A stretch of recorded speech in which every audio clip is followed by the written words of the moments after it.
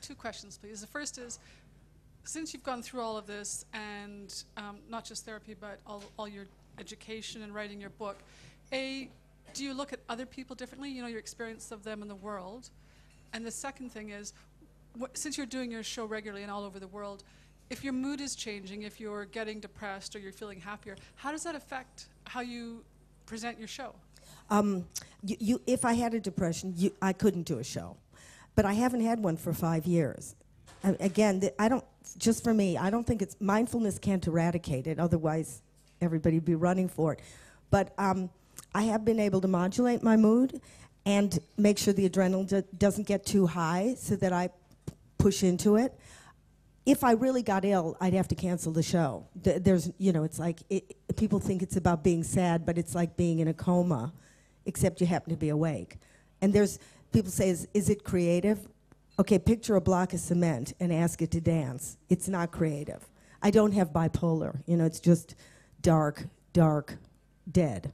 So I don't have it. It's a little like herpes.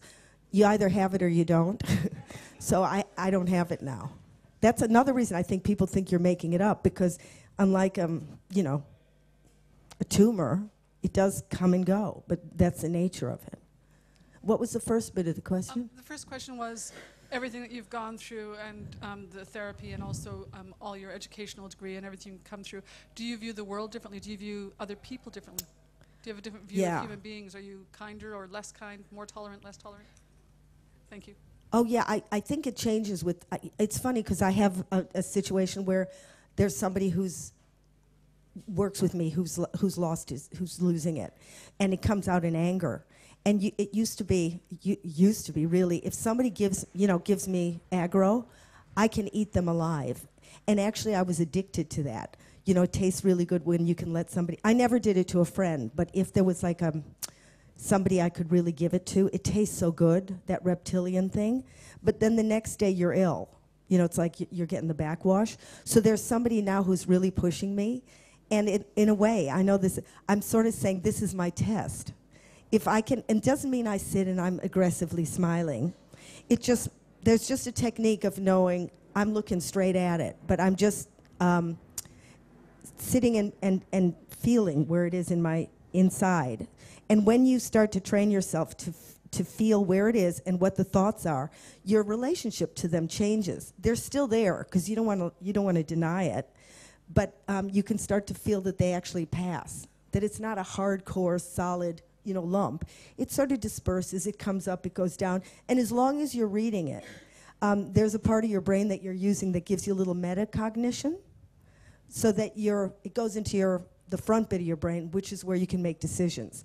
When it's limbic, you'll give him hell. Does that make sense? I'm doing like a quick science thing, but it's sort of, the reason I'm so interested in it is I like to know what's going on. I'd like to give him such hell. And every second my hand reaches for the phone, because we never really break our habits. The scar just gets more and more, fading. It fades over the years. I'd like to give him hell, but I just sit and feel my proclivity.